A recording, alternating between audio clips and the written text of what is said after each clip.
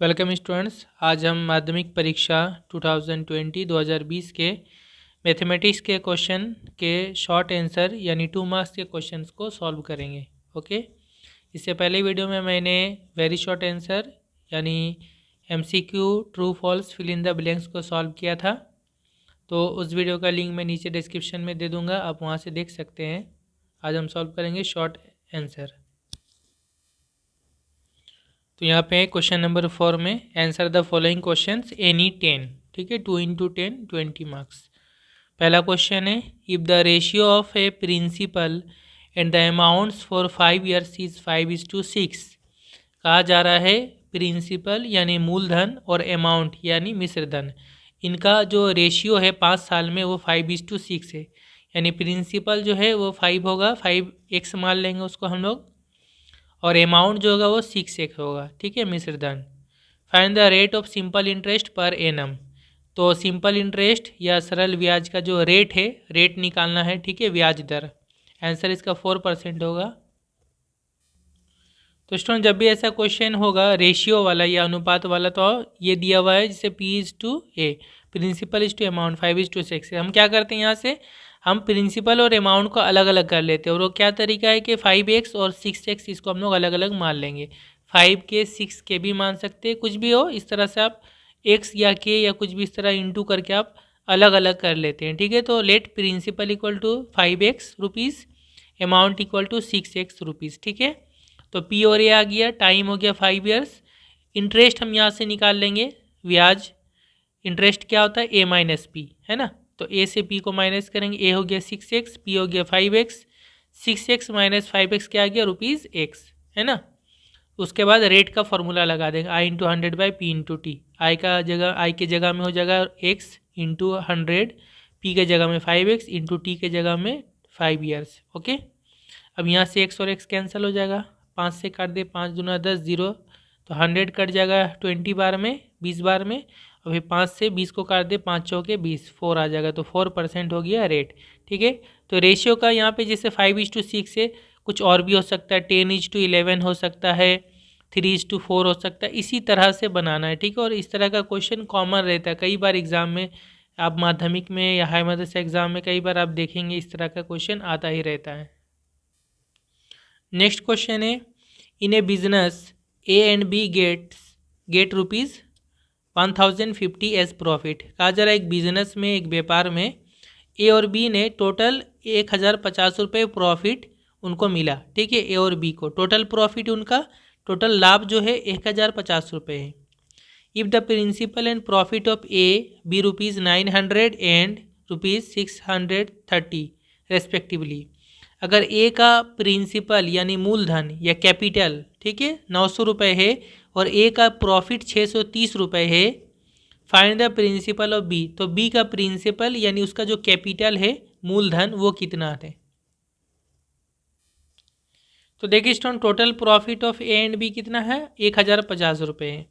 A का profit क्या है, प्रॉफिट ऑफ A 630 रुपये है, तो जो बाकी प्रॉफिट होगा वो B का होगा। तो B का प्रॉफिट क्या होगा, प्रॉफिट ऑफ B 1050 रुपये में से 630 को माइनस कर देंगे, तो बाकी कितना आ गया, माइनस करने से 420 रुपये, ये B का प्रॉफिट है। ओके, अब A का प्रिंसिपल क्या है, 900 रुपये है, B का प्रिंसिपल हमें निकालना है यानी कैपिटल, तो B के प्रिंसिपल को हम 100 रुपये मान लेंगे। ठीक है, let the principal of B ₹x। Okay, अब हमें क्या पता है, वी नो दैट कि principal of A by principal of B equal to profit of A by profit of B। ये हमें पता है पार्टनरशिप बिजनेस में कि दो अगर यहाँ पे आदमी होते A और B, तो उनका जो प्रिंसिपल या कैपिटल का रेशियो इक्वल टू होता है उनके प्रॉफिट का रेशियो। ठीक है, और रेशियो को इस तरह बटा में लिखा जाता है। तो यहाँ पर A का प्रिंसिपल कितना है, 900 रुपये, यहाँ 900 लिखेंगे भाई। B का प्रिंसिपल हमने x मान लिया, x लिखेंगे इक्वल टू A का प्रॉफिट 630 और B का प्रॉफिट 420, यहाँ से कैंसिल कर ले, तो यह 0 0 कैंसिल होगा, और ये 63 42, ये 7 से कटेगा, 7 6 42, 7 9 63, फिर यहाँ इस 3 से काटे, 3 3 9, 3 दूना 6, फिर 3 से यहाँ 900 कटेगा तो यहाँ 300 आ जाएगा। ओके, अब देखिए x 1 से इंटू होगा x, और 300 यहाँ 2 से इंटू हो जाएगा, क्रॉस मल्टीप्लाई हो जाएगा, 300 दूना 600, तो ये जो है x इक्वल टू 600 आ गया, यानी x हमने माना था b का प्रिंसिपल, तो b का प्रिंसिपल हो गया 600 रुपये, हो गया answer. Next question number 3, if x varies y varies z and z varies x, find the product of 3 variation constants. ये तीनों दिया हुआ है, ये सब आपस में क्या है, डायरेक्ट वेरिएशन में है, सरल परिवर्तन में है। तो इनका जो वेरिएशन कांस्टेंट होगा, ठीक है, वेरिएशन कांस्टेंट जो k आता है इस तरह से, तो तीन यहाँ पे 3 अलग अलग वेरिएशन कांस्टेंट हमें मिलेगा या परिवर्तन स्थिरांक, उनका हमें प्रोडक्ट निकालना है, यानी उनका इंटू करके कितना आएगा, मल्टीप्लाई या जरब करके कितना आएगा, ठीक है, ये हमें फाइंड आउट करना है। आंसर इसका 1 होगा। देखिए किस तरह से, ये और ये गिवन दिया हुआ है, तो यहाँ से हम जो वेरिएशन का निशान हटाएंगे तो x इक्वल टू क्या आएगा, यहाँ पे हटाने से इक्वल टू आता है और एक वेरिएशन का कांस्टेंट होता है, ठीक है, परिवर्तन स्थिरांक। तो यहाँ जो वेरिएशन का कांस्टेंट उसको हम k1 मान लेते हैं, चले ठीक है, यहाँ पे आ जाएगा इक्वल टू, यहाँ k2 मान लेते हैं और यहाँ पे मान लेते हैं k3। तो k1 k2 और k3 ये क्या है, ये तीनों वेरिएशन कांस्टेंट है, k1 k2 k3 are variation constant या परिवर्तन स्थिरांक। अब क्या करेंगे हम, यहाँ पे देखिए ये इक्वल टू इधर LHS में x है, यहाँ पे y है, यहाँ पे z है, तो LHS सभी को इंटू कर देंगे हम, तो x into y into z हो जाएगा, इक्वल टू RHS सबको इंटू करेंगे, RHS में क्या है, k1y k2z k3x, इन तीनों को भी इंटू कर लेंगे, तो ये इक्वल हो जाएगा, ठीक है, यानी लेफ्ट साइड का इंटू कर लेंगे XYZ और राइट साइड का इंटू कर लेंगे, दोनों इक्वल होगा। यहाँ से देखें कि यहाँ पे कैंसिल हो जाएगा, इंटू है तो यहाँ पे x और यहाँ पे x कैंसिल हो जाएगा, फिर यहाँ y कैंसिल हो जाएगा, यहाँ z कैंसिल हो जाएगा, तो ये सभी इंटू था, ये कैंसिल हो गया, तो यहाँ पे 1 हो गया, इस तरफ k1 into k2 into k3, इसको घुमा के लिख लेंगे, k1 k2 k3 equal to 1, यानी तीनों वेरिएशन कांस्टेंट का इंटू या प्रोडक्ट कितना आ गया, 1 आ गया, तो product of 3 variation constant equal to 1, तीनों परिवर्तन स्थिरांक का गुणनफल 1, ठीक है। Next, if the roots of the quadratic equation 5x² minus 2x plus 3 equal to 0 be alpha in beta, कहा जा रहा है ये जो क्वाड्रेटिक इक्वेशन है, द्विघात समीकरण, इसका जो दोनों रूट है वो अल्फा और बीटा है, दोनों मूल अल्फा और बीटा है, find the value of 1/α plus 1/β, इसका वैल्यू क्या होगा, आंसर है 2/3। देखिए बहुत इजी है, ये हो गया equation, 2 roots are alpha and beta, दोनों मूल अल्फा और बीटा है, तो अल्फा प्लस बीटा क्या होता है, -b/a, माइनस, और b के जगह में क्या है, -2a, बाई a के जगह में क्या है, 5a, -2 इंटू -2/5, तो ये माइनस माइनस प्लस हो जाएगा, यानी +2 या प्लस ना भी लिखे कोई प्रॉब्लम नहीं, 2/5, और अल्फा बीटा क्या होता है, c/a, c कितना है 3 है और a है 5, 3/5। अब 1/α प्लस 1/β क्या है, इसका एलसीएम लेंगे तो अल्फा बीटा होगा, और यहाँ अल्फा कैंसिल होगा, बीटा इंटू 1 बीटा होगा, यहाँ बीटा कैंसिल होगा, अल्फा इंटू 1 अल्फा होगा, बीटा प्लस अल्फा या अल्फा प्लस बीटा बात एक ही है, तो अल्फा प्लस बीटा का वैल्यू क्या आ गया, 2/5, तो ऊपर में होगा 2/5, फिर बटा है, अल्फा नीचे अल्फा बीटा है, तो अल्फा बीटा का वैल्यू 3/5, 5 कैंसिल होगा, 2/3 आंसर होगा। Next, the point O is situated within the rectangular region ABCD in such a way that OB equal to 6 cm, OD equal to 8 cm and OA equal to 5 cm. Determine the length of OC. ABCD एक rectangular region है, ठीक है, आयतकार क्षेत्र है, इस तरह के OB 6 centimetre और इस रीजियन के अंदर में एक एक पॉइंट है, OB का लेंथ दिया हुआ है, OD OA का वैल्यू है, तो OC का वैल्यू क्या होगा, आंसर है 5√3 सेंटीमीटर। तो देखिए स्टूडेंट, इस तरह से एक रेक्टेंगुलर फिगर होगा, ठीक है, आयतकार, और अंदर में कोई कहीं पे एक पॉइंट O है, OA OB OC OD इस तरह हम ज्वाइन कर लेंगे, और यहाँ पे दिया हुआ है हमारा OB 6 सेंटीमीटर है, OA 5 सेंटीमीटर है, OD 8 सेंटीमीटर, OC कितना होगा। तो देखिए ये एक एप्लीकेशन है, थ्योरम है, चैप्टर नंबर 22 में है, एप्लीकेशन नंबर 9 है, पेज नंबर 288 में, वहाँ से आप देखेंगे तो प्रूव करके दिखाया है OA² प्लस OC², ये जो सामने सामने दिख रहा है इस तरह, जो एक विकर्ण के जैसा डायगोनल के जैसा को दिख रहा है, हालांकि डायगोनल ये नहीं है, ये टेढ़ा हो सकता है, OA² और OC² प्लस करने से इक्वल होता है OB² प्लस OD², ठीक है, OB² प्लस OD², इसको याद रखेंगे। अब बस यहाँ वैल्यू पुट कर देंगे। OA के जगह में 5, OC निकालना है, OB के जगह में 6, OD के जगह में 8, 5² 25 होगा, OC² 6² 36, 8² 64, OC² equal to 36 plus 64 add करेंगे 100 होगा, 100, और 25 को इक्वल के इधर लेके आएंगे तो -25 होगा। 100 में से 25 माइनस करेंगे 75 होगा। OC² इक्वल टू 75, तो OC क्या होगा, इसका रूट हो जाएगा, यहाँ स्क्वायर हटाएंगे तो यहाँ रूट आ जाता है, तो 75 का रूट क्या होगा, तो 75 को इस 75 को ऐसे लिखेंगे 25 इंटू 3। 25 का रूट क्या होता है, 5 होता है, तो 5 बाहर आ जाएगा रूट से बाहर, अंदर में सिर्फ 3 होगा, 3 का root 5√3 centimetre. Okay, next, in a right angle triangle ABC, angle ABC 90 degree, AB 3 centimetre, BC 4 centimetre, and the perpendicular BD on the side AC from the point B which meets the side AC at the point D। ABC एक right angle triangle है, समकोण त्रिभुज, तो इसमें एक 90 degree होता है, तो एंगल ABC 90 डिग्री ये B में बनेगा, ठीक है, जो बीच वाला पॉइंट है। AB 3 centimetre, BC 4 centimetre. अब कहा जा रहा है एक परपेंडिकुलर है, लंब है, परपेंडिकुलर है BD, किस पर परपेंडिकुलर है, AC पर। कहाँ से बना है, B पॉइंट से, और AC को D पॉइंट में वो टच करेगा। Determine the length of BD, तो BD का लंबाई पता करना है, 2.4 सेंटीमीटर आंसर होगा इसका। देखिए ये भी इजी है, इस तरह का ABC एक ट्रायंगल है, तो ABC यहाँ पे 90 डिग्री है, ठीक है, और BD एक परपेंडिकुलर इस तरह से है, किसके ऊपर है, AC के ऊपर है, D पॉइंट में टच कर रहा है। AB का लंबाई 3 सेंटीमीटर है, BC का लंबाई 4 सेंटीमीटर है, हमें निकालना है BD कितना लंबा होगा।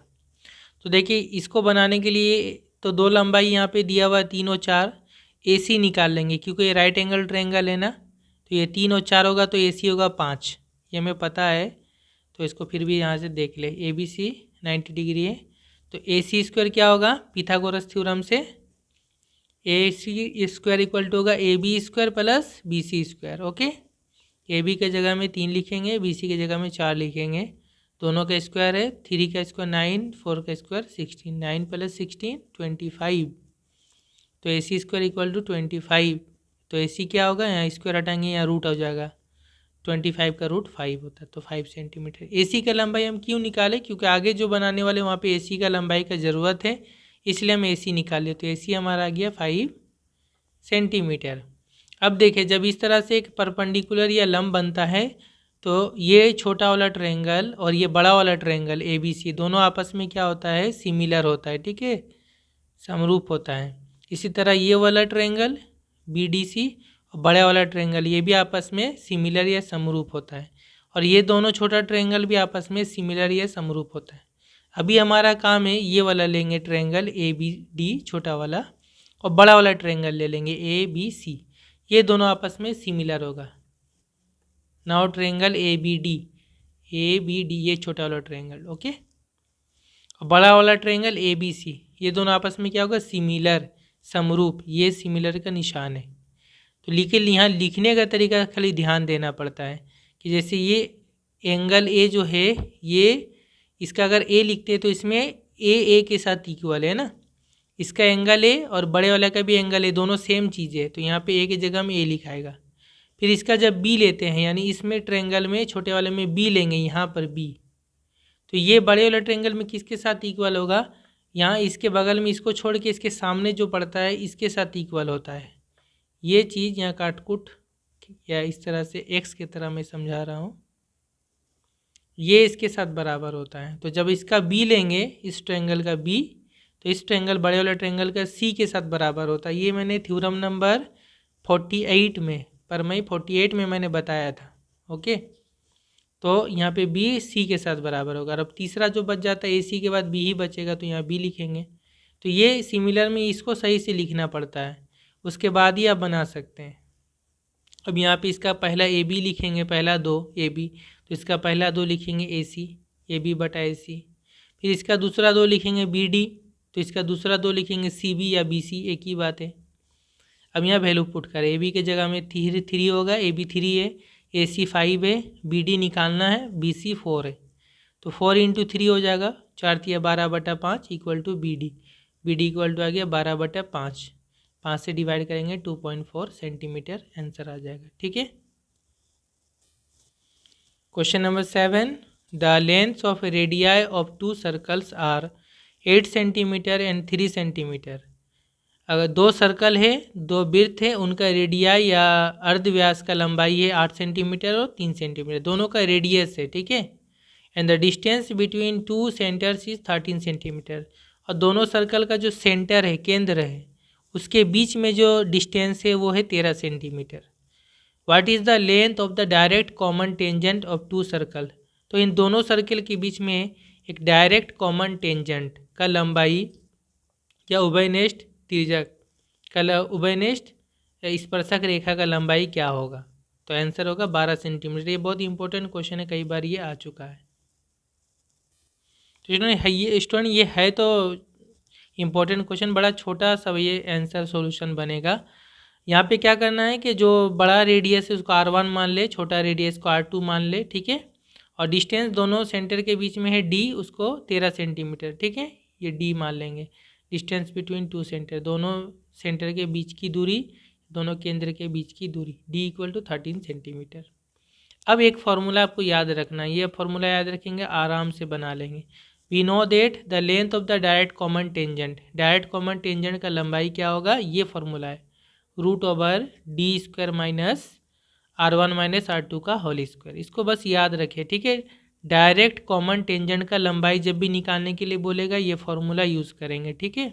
उभयनिष्ठ स्पर्शक रेखा, तो D के जगह में 13 है, 13 का स्क्वायर होगा माइनस R1 8, R2 3, हमेशा बड़े वाले से छोटा वाला माइनस करेंगे, इसका होल स्क्वायर। तो 8 माइनस 3 5 होगा, 5 का स्क्वायर यानी 25, और 13 का स्क्वायर 169, इससे इसको माइनस करेंगे 144, 144 का रूट क्या होगा 12 सेंटीमीटर। तो डायरेक्ट कॉमन टेंजेंट का लंबाई क्या होगा 12 सेंटीमीटर। अगला क्वेश्चन है, what is the circular measure of an angle formed by the rotation of hour hand of a clock in 1 hour direction 1 hour duration. कहा जा रहा घड़ी का जो घंटे का कांटा है, आवर हैंड है, वो अगर 1 घंटा पूरा घूमता है, 1 घंटा, तो 1 घंटा में वो जितना एंगल बनाएगा, जितना कोण बनाएगा, उसका सर्कुलर मेजर क्या होगा, वृत्तीय मान क्या होगा। आंसर है -π/6। तो देखिए स्टूडेंट, घड़ी का जो घंटे का कांटा है वो जब पूरा 12 घंटा घूमता है, 12 घंटा, तो यानी वो पूरा एक चक्कर कंप्लीट करता है पूरा घड़ी का, और घड़ी का पूरा एक चक्कर यानी 360 डिग्री है ना, पूरा एक सर्कल हो जाता है। तो इन 12 आवर्स, 12 घंटे में the hour hand makes 360 angle, 12 घंटे में घड़ी के घंटे का कांटा 360 डिग्री एंगल या कोण बनाता है। तो 1 घंटे में कितना डिग्री एंगल बनाएगा, इसलिए in 1 hour the hour hand makes कितना एंगल बनाएगा, तो 360/12 से यहाँ डिवाइड कर देंगे, तो 12 से इसको काट दे, तो 12 × 36 होगा, और ये 0 लगा दे, तो 1 घंटे में कितना एंगल बनाएगा 30 डिग्री, 30 डिग्री एंगल बनाएगा। ठीक है। तो अब इसी का हमें सर्कुलर मेज़र निकालना है 30 डिग्री का। लेकिन इसके साथ साथ यहाँ पे याद रखें, घड़ी का जो घंटे का कांटा है वो किस तरह चलता है, घड़ी के जैसे चलता है, जिस तरह घड़ी चलता है, यानी क्लॉकवाइज डायरेक्शन में चलता है। ठीक है। घड़ी के सिम्ट में, घड़ी के डायरेक्शन में। ठीक है। The hour hand moves clockwise direction, और क्लॉकवाइज डायरेक्शन में अगर चलता है तो एंगल जो बनता है वो नेगेटिव एंगल बनता है, ये हमें पता है, मैंने बताया था ट्रिग्नोमेट्री के चैप्टर नंबर 20 में। The angle will be negative, that is, तो 30 डिग्री जो होगा ये नेगेटिव हो जाएगा, माइनस इसमें आ जाएगा। ठीक है। तो -30 का हमें सर्कुलर मेज़र निकालना है। तो सर्कुलर मेज़र क्या होगा, π/180 इंटू एंगल -30, 30 से इसको काटेंगे तो यहाँ 0 0 कैंसिल होगा, और 3 6 18 माइनस आ जाएगा, π/6 आंसर आएगा। Next, if tan 4θ into tan 6θ equal to 1 and 6θ is a positive acute angle, find the value of theta. Trigonometry का क्वेश्चन है, ये दिया हुआ है, थीटा का वैल्यू निकालना है। ये भी आसानी क्वेश्चन है, चैप्टर 24 का है। किस तरह बनाएंगे, टेन 4 थीटा है, टेन 6 थीटा को 1 की इस तरफ लेके आएंगे तो 1/10 6 थीटा होगा, क्योंकि यहाँ इंटू है, ए इक्वल टू के इधर आएगा तो डिवाइड हो जाएगा, तो 1 के नीचे आ जाएगा। ठीक है, अब चाहे तो इसमें से कोई किसी एक को आप राइट साइड में कर सकते हैं 1 की तरफ, या तो आप 4 थीटा को भी कर सकते हैं, टेन 6 थीटा को भी कर सकते हैं, किसी को भी कर सकते हैं। तो मैंने यहाँ पे अपने लिए टेन 6 थीटा को 1 की तरफ कर दिया, यानी 1/10 6 थीटा। ओके, अब 1/10 मतलब कोट होता है, तो कोट 6 थीटा होगा। अगेन इसको हम लोग 10 में चेंज कर देंगे, किस तरह से, इस तरह से कि कोट थीटा क्या होता है, 10 90 माइनस थीटा होता है। उसी तरह कोट 6 थीटा क्या होगा, 10 90 माइनस 6 थीटा हो जाएगा। ठीक है, अब दोनों तरफ से कंपेयर करेंगे तो 10 को हटा देंगे, तो यहाँ हो जाएगा 4 theta equal to 90 minus 6 theta. अब माइनस 6 थीटा को इक्वल के इस तरफ लेके आएंगे तो माइनस से प्लस हो जाएगा, 4 theta plus 6 theta equal to 90। आगे 4 थीटा और 6 थीटा ऐड हो जाएगा, 10 थीटा हो जाएगा, 10 थीटा इक्वल टू 90 और थीटा इक्वल होगा 90/10 हो जाएगा, 10 या इंटू इधर डिवाइड होगा, 10 से 90 को काटेंगे 9 आएगा। ठीक है, तो थीटा का वैल्यू क्या होगा, 9 degree. Next, the height of A right circular cone is 12 centimetre. एक राइट सर्कुलर कोन है, लंबिताकार शंकु है, उसका हाइट या ऊंचाई 12 सेंटीमीटर है, and its volume is 100 pi cubic centimetre. उसका वॉल्यूम या आयतन 100 पाई क्यूबिक सेंटीमीटर है। ठीक है, घन centimetre. Find the lateral height of the कोन, तो उस कोन का लेटरल हाइट, लेटरल हाइट मतलब यहाँ सलांट हाइट है, तिर्यक ऊंचाई। ठीक है, तो आंसर है 13 सेंटीमीटर। कैसे होगा, हाइट है 12 centimetre, volume of the cone, cone का वॉल्यूम या आयतन कितना, 100 पाई क्यूबिक सेंटीमीटर, और कोन का वॉल्यूम का फॉर्मूला लगा देंगे तो 1/3 होगा into pi r square h होता है, ये लेफ्ट साइड में लिखेंगे इक्वल टू, ये हो जाएगा 100 पाई, दोनों तरफ से पाई कैंसिल हो जाएगा, 1/3 आर स्क्वायर इंटू एच के जगह में क्या लिखेंगे हम, 12 इक्वल टू 100। 3 से 12 कटेगा, 3 चौके 12, और 4 यहाँ इंटू, तो 4 से इधर 25 भी कटेगा इक्वल के इस तरफ, तो 4 से 4 से 100 को काटेंगे, कैंसिल करेंगे, 4 से काटेंगे तो 25 आएगा। R square into 1, r square equal to क्या हो गया, 25, तो आर इक्वल टू कितना होगा, 25 का रूट यानी 5 होगा, तो आर का वैल्यू हो गया 5, एच का वैल्यू हो गया 12। अब लेटरल हाइट का फॉर्मूला क्या होता है, एल का फॉर्मूला होता है √/h² प्लस आर स्क्वायर होता है, तो एच की जगह में 12, आर की जगह में 5, 12 का स्क्वायर 144, 5 का स्क्वायर 25, दोनों को ऐड करेंगे 169, इसका रूट कितना होता है, 13 centimetre. Okay, next question 11, curved surface areas of 2 spheres are in a ratio 1:4। 2 sphere है, 2 गोलक है, उनका कर्व्ड सरफेस एरिया, तिर्यक एरिया का क्षेत्रफल 1:4 है, उसका रेशियो अनुपात। Find the ratio of their volumes, तो उनका वॉल्यूम का रेशियो या आयतन का अनुपात क्या होगा, आंसर 1:8 होगा। यहाँ पे हम मान लेंगे let R1, R2 be the radii and V1, V2 be the volumes of the 2 spheres respectively. मान लिया दोनों स्फीयर का रेडियाई यानी रेडियस R1 R2 है, वॉल्यूम V1 V2 है। ठीक है, उनका अर्धव्यास R1 R2, उनके 6 आयतन V1 V2 है क्रमश। ठीक है, तो दोनों का जो दिया हुआ कर्व्ड सरफेस एरिया, ठीक है, वक्रतल का क्षेत्रफल, उसका रेशियो है 1:4। तो कर्व्ड सरफेस एरिया का फॉर्मूला क्या होता है, 4 पाई आर स्क्वायर होता है, तो 4 पाई यहाँ पे R1 स्क्वायर होगा इस टू 4 पाई R2 स्क्वायर होगा, इसका रेशियो है 1:4 इक्वल टू 1:4।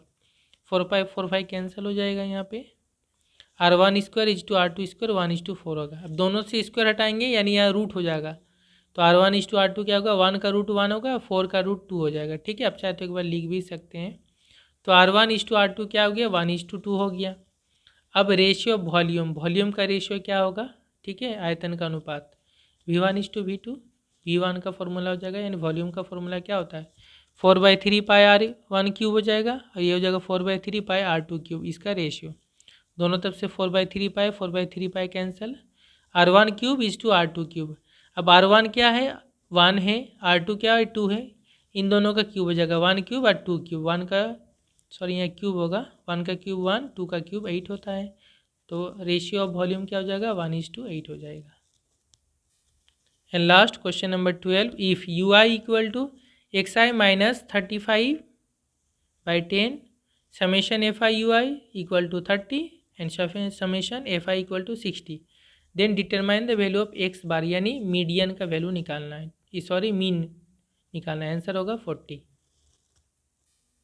तो इस स्टूडेंट हमें पता है यू आई जो होता है ना, ये स्टेप डेविएशन मेथड में होता है, ठीक है, पद विचलन पद्धति में। तो यू आई कितना है, एक्स आई माइनस 30/10 है। यहाँ से देखें हमें पता है एक्स आई माइनस यहाँ पे ए होता है, तो ए का वैल्यू क्या हो गया 35, बाई यहाँ नीचे एच होता है तो एच का वैल्यू हो गया 10। अब एक्स बार का फॉर्मूला क्या है, A plus summation F I U I by F I into H होता है, summation F I into H.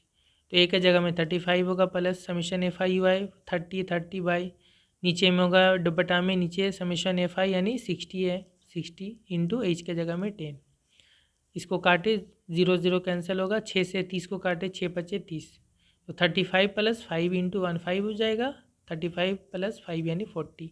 Okay, तो ये हो गया हमारा 2 मार्क्स का सॉल्यूशन कंप्लीट हो गया। इसका मैं पीडीएफ नोट्स यानी जो सॉल्यूशन इसका नोट्स मैं डिस्क्रिप्शन में दे दूंगा, आप वहाँ से डाउनलोड करके भी इसको रख सकते हैं। आगे नेक्स्ट वीडियो में मैं आगे के क्वेश्चन भी सॉल्व करूँगा। Okay, thank you very much for watching.